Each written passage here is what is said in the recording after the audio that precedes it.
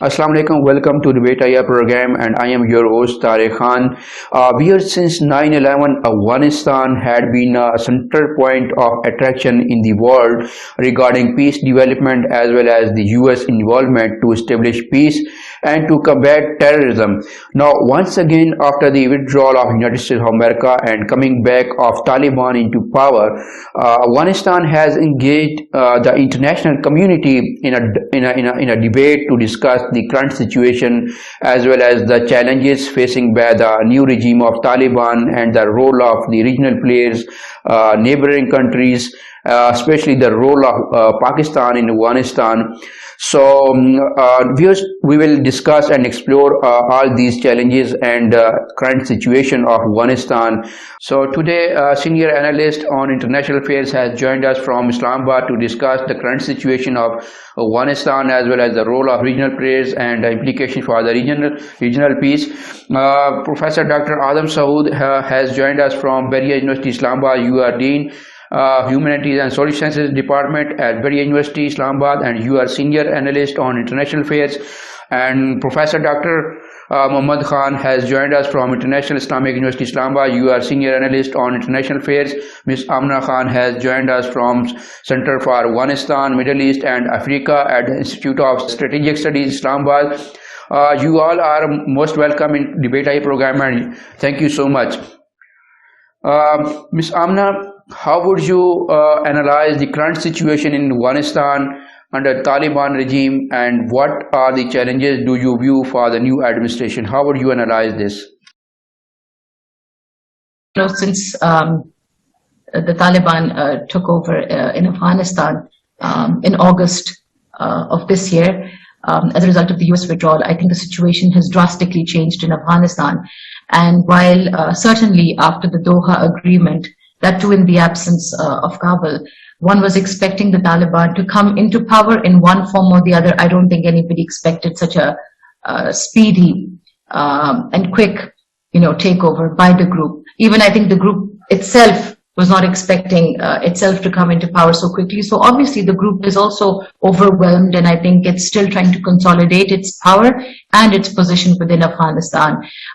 As you know, Afghanistan has always been primarily dependent on, international economic assistance or aid. And therefore, when the Taliban came into power, they have inherited extremely weak institutions as well as an extremely fragile and rather non-existent economy. So I think the group is struggling when it comes to governance.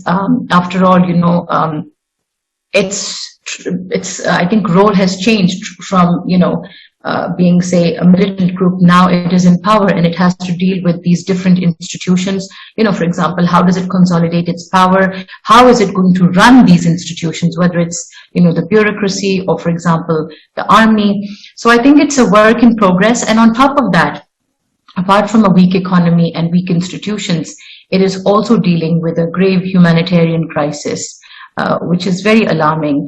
And not to mention the fact that, it's got these various transnational terrorist groups to deal with, primarily the ISKP.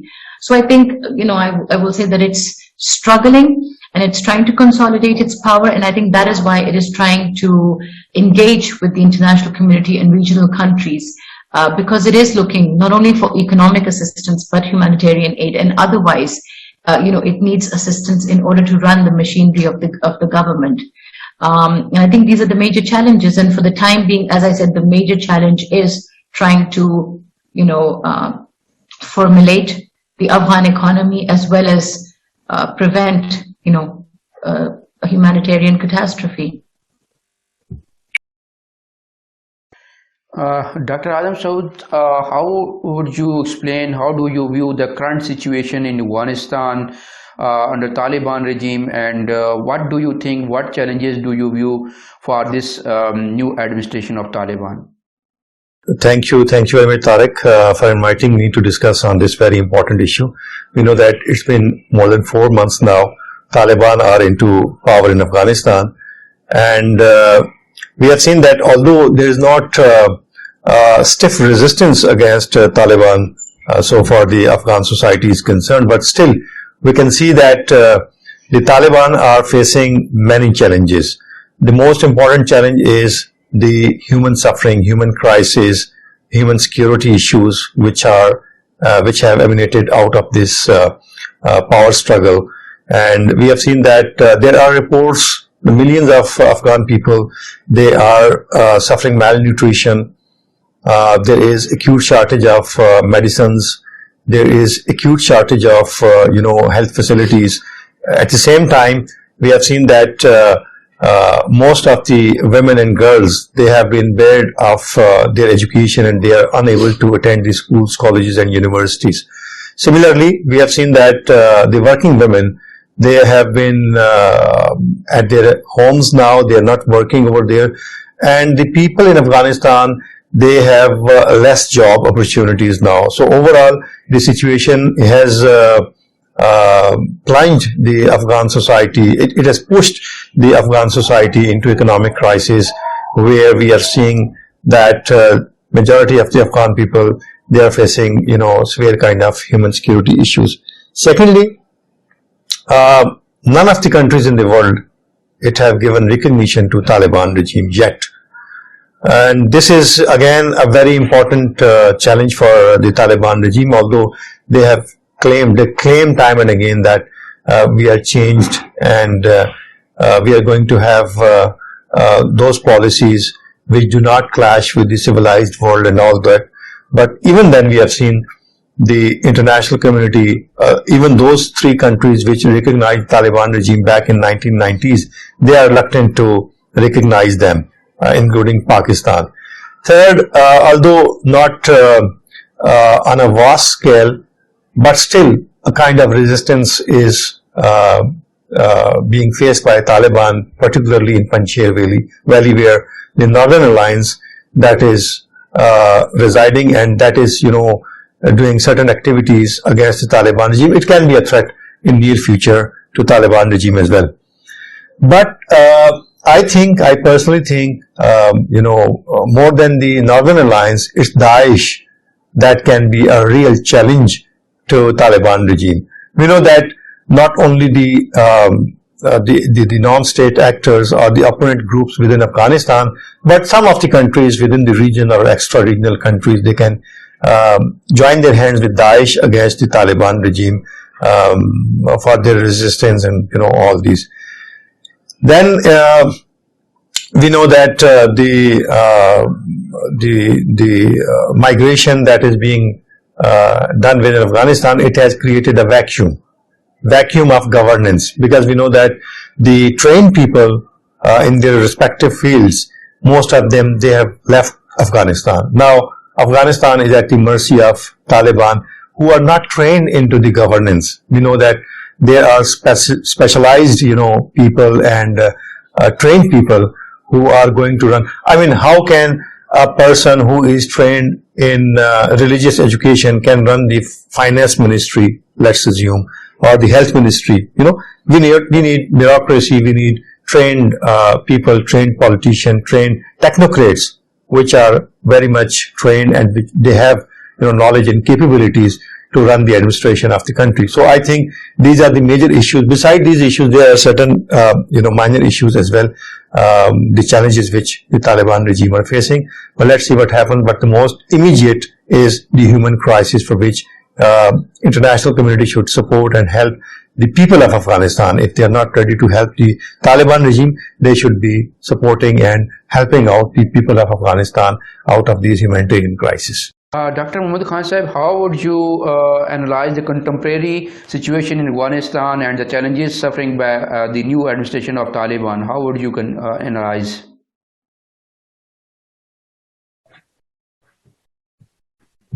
Bismillah ar-Rahman ar-Rahim. Thank you very much. The question is indeed very, very pertinent. I would say that the current situation in Afghanistan is still uncertain, despite the fact that Taliban took over the rule by mid-August 2021. But as far as the consolidation is concerned, that has not been done. And once I say the consolidation, it is indeed redressing the grievances of the people of Afghanistan. So that element of satisfaction of the people is still not there. The reason being that the sooner Taliban in Afghanistan took over the rule, their reserves, they were frozen by United States of America and international monetary institutions. And that was a sort of a setback for the Taliban. As a matter of fact, they do not have sufficient financial resources in the economy to take care of the people. And the people would always demand that there should be economic activities. But more than the economic activities, how the administration, that the government functions without the financial resources. So the biggest challenge, I would say that area where the Taliban, they are really handicapped, that is the area of economy or the finances for running the day-to-day administration of Afghanistan. That's a big challenge. So in such a situation, what I foresee that the regional countries, particularly Pakistan, has been forthcoming in order to take care of the requirements of the Afghan masses. Pakistan has been sending the requirements, the food items, even the financial assistance to the Taliban government. And some other countries through Pakistan or directly, they have also supported the Taliban regime in order to support the people of Afghanistan. Particularly, the winter is already there, and the people of Afghanistan, they are facing a very severe winter since they are enduring it without having the sufficient resources and without too much economic activities as it used to be in the past almost 1.5 decades. So that is a setback, number one. Number two, coming over to really the issues of the governance, I think the biggest challenge or biggest issue Taliban government is facing, that it is the issue of the legitimacy. And legitimacy on two aspects. Number one, that domestically they have not been elected. I mean, it is a sort of having the rule without a consent of the people. That is the biggest issue the Taliban are facing domestically about the legitimacy. And this issue is seriously being debated among the masses in Afghanistan. But apart from the Afghanistan, the international community, the regional countries, the major powers, the Muslim countries for that matter, they are looking this issue very, very severely. Reason being that until and unless Taliban have a domestic legitimacy, how would they be, that regime or that administration is going to be then recognized internationally? So domestic recognition is foremost, and thereafter Taliban can opt for international legitimacy, that is recognition of their regime or their government for that matter. These are the very serious challenges for the Taliban. And though there is a general peace in Afghanistan, except a few incidents where the IS Khorasan, they undertook some of the terrorist attacks in some parts, including Afghan capital, Kabul. There is a peace since last almost over 1 month. But situation, you cannot say that there is a stable situation. It is not a stable situation. Stability would only come through legitimacy, and legitimacy would only come through what the consent of the people is really for the Taliban. And for that, the Taliban will have to be very, very neutral. They will have to indeed take on board all the Afghan factions, all the ethnic groups for that matter, without penalizing or targeting any group. And then also, the institutions in the Taliban, particularly the education institutions, should be open and free for everybody. That includes the female as well as the male. So unnecessary, you can say that the boundaries would definitely bother the Afghan people. Definitely, I am not asking that they should violate the constitution or for that matter the Sharia, but within Sharia, Taliban needs to be very, very forthcoming, because Islam is a religion of peace, respect and love for everybody. Everybody means all groups, including the gender. So that has to be taken into consideration.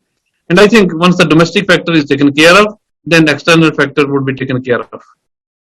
Ms. Amna, how would you conclude the role of regional countries, neighboring countries' perspectives, role, and stance on Afghanistan current situation, and especially the Pakistan stance and role, as well as perspectives on Afghanistan issue? How would you analyze that, as well as what will be the implications for the regional peace? How would you analyze? Well, I think it's interesting, but I think regional countries, primarily the immediate neighbors of Afghanistan, which of course includes Pakistan, Iran, the Central Asian states, China, and Russia, there appears to be this strategic coincidence that I refer to it as, where these countries have come together and they have a consolidated view of Afghanistan, which we have seen primarily revolving around a negotiated settlement, engagement with the Taliban, not necessarily recognition.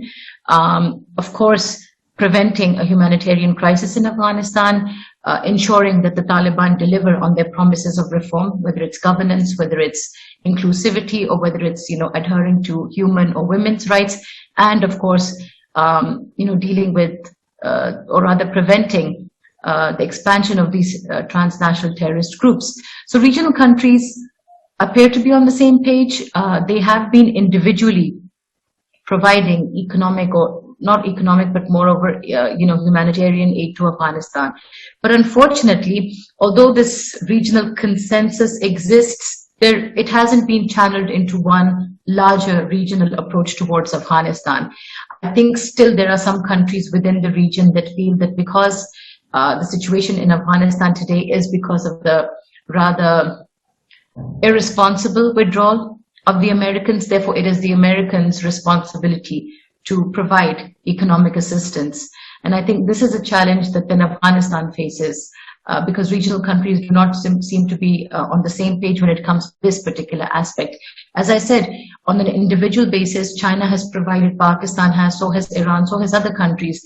But I don't think the immediate need is to form, I think, a regional monitoring mechanism, or maybe a regional assistance mechanism where all these efforts can be pooled in, and this is not happening, and I think this is one of the challenges. And apart from that, I think it's interesting, but the region, while it has been engaging with the Taliban, which in my view is de facto recognition, there hasn't been any I think, deliberate or attempt to recognize the group, because I think they are also, viewing the view, or rather they're seeing how the Taliban are going to, govern the country. It's too soon to tell whether they'll deliver or not. The proof of the pudding is in the eating. So I think it's a wait and see approach to see if the Taliban do deliver on their promises of assurance. And I think one factor that is very important and that will determine, I think, regional countries' narrative or approach towards the Taliban is if the Taliban can ensure that, Afghan soil is not used against them. Because time and again, we've seen that this pledge of the Taliban is viewed more for the international community and less for regional countries. But I think it's important for the Taliban to realize that counterterrorism assurances are equally applicable to the region as well as the international community. So I think if they deliver on this front, we will see greater engagement. Certainly, China's been playing a very instrumental role. They've been engaging with the Taliban extensively. Only recently, around 70 Chinese companies were in Kabul and they were discussing, ways to expand the trade between the two countries. Pakistan, you see, has been at the forefront. And interestingly, Pakistan's role also is being, followed, or not followed, but I think Pakistan is using that regional approach to engage with Afghanistan. Of course, it's doing it on a bilateral approach, but when it comes to expectations from the Taliban or the question of recognition, that will be, I think, dictated upon by a regional approach. Dr. Adam, so you are a senior analyst on Central Asian states relationships. So how would you conclude the current situation of Afghanistan, especially the role of neighboring Central Asian states and other countries, especially Pakistan's role and stance in Afghanistan issues? So how would you conclude the current situation?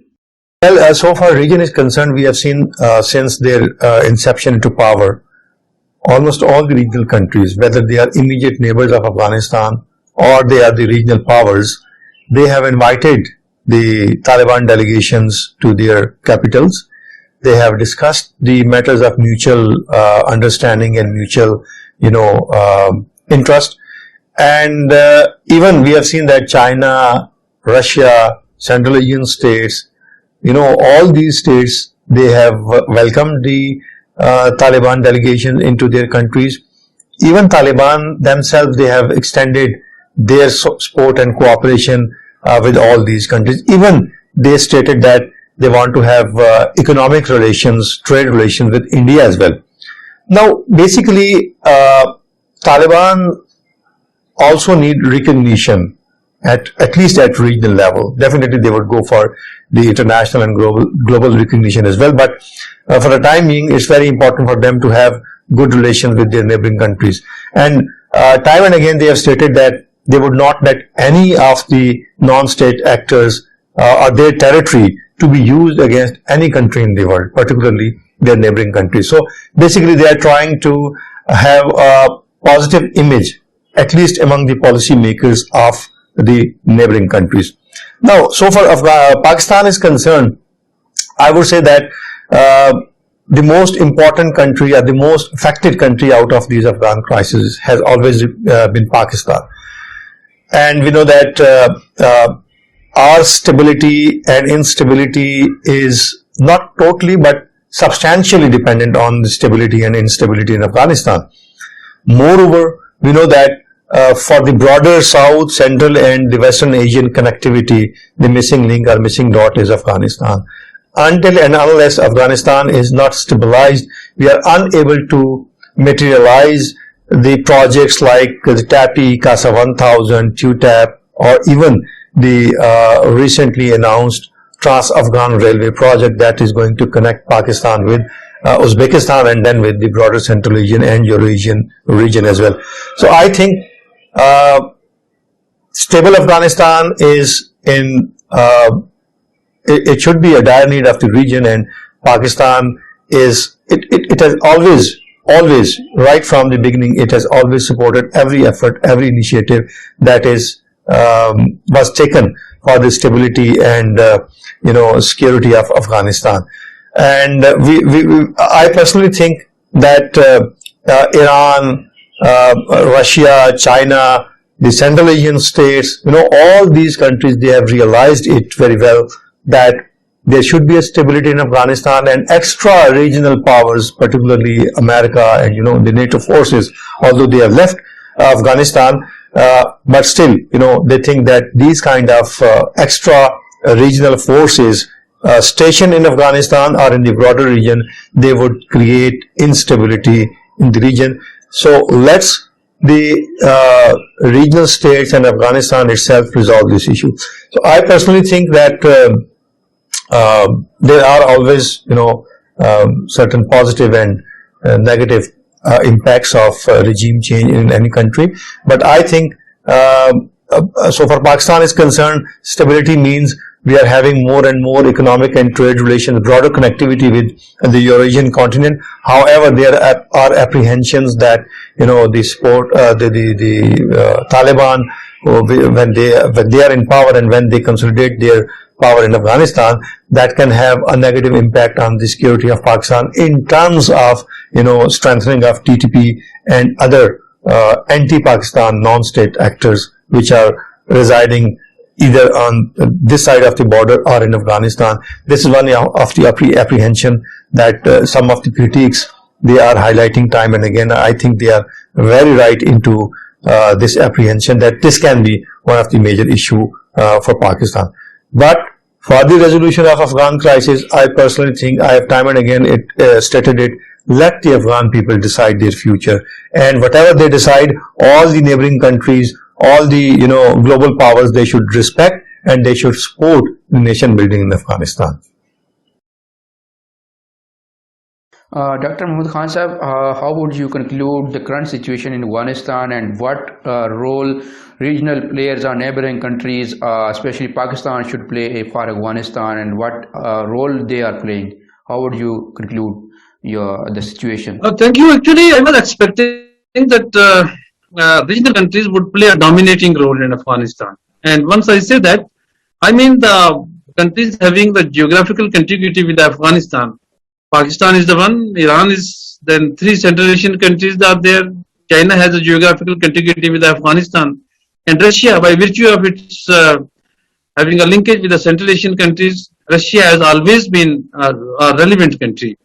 And it is still relevant. And there have been many visits of the Taliban before coming into power and even after having the power in Afghanistan. I have, in my one of the article, I indeed warned the regional countries that if you are not going to take a very, very keen interest towards stabilization of Afghanistan under Taliban, then Taliban will have the options to go toward the Washington, Europe, or India for that matter. So what I am looking at, that practically except Pakistan, the regional countries, they have not been very forthcoming in order to support the Taliban. And the support at this particular time is, that is, they can manage their administration, they can run the administration, and they can manage it from the perspective of the security, from the perspective of humanitarian assistance, from the perspective of economy, from the perspective of financial management. So that has not been forthcoming from Beijing as well as the Moscow. These are two very important countries, and these two countries, they could have taken Taliban on board, but I feel that except the promises and the goodwill gestures, they have not done enough in order to support the Taliban regime. And more so, I would say that a long list of Islamic countries, OIC, so Pakistan hosted this meeting very recently, but except promises and the pledges, no worthwhile commitments or indeed the support has really been implemented so far. And you know that this is the last, these are the last days of December, and winter in the Afghanistan is very severe. So I am afraid that until and unless the regional countries, they play a dominating role, at least on the humanitarian basis, this issue is going to aggravate, and this is going to give opportunities to the countries which are extra-regional and the countries which are not geographically contiguous with Afghanistan. So they may get a chance to get back and play their game, what it has been the traditional game zone, the international power play, which has historically been played here in Afghanistan. I mean, the great game of late 19th century, early 20th century, or what we saw in the 1980s, or later on after the 9/11, that is the global war on terror. We have to be shunned, particularly about the Afghanistan, because deteriorating security situation and the economic crisis in the Afghanistan would indeed create a situation which may not be good for the regional countries. Pakistan is playing a role, but Pakistan is economically not that good, as whatever the meager resources Pakistan has, it is doing, but that's not enough. So in order to be indeed very, very forthcoming and elaborative, all other regional countries, particularly Russia and China, they need to come forward, play a role which is positive for the peace building, but which is positive for taking care of or taking the people of Afghanistan on board as far as their financial management is concerned.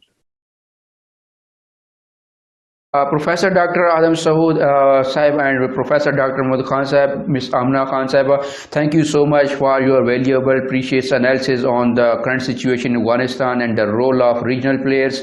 Because you have got the precious and valuable analysis on current situation in Afghanistan from the most senior analyst on international affairs. See you in the next episode. Take care. Allah Hafiz.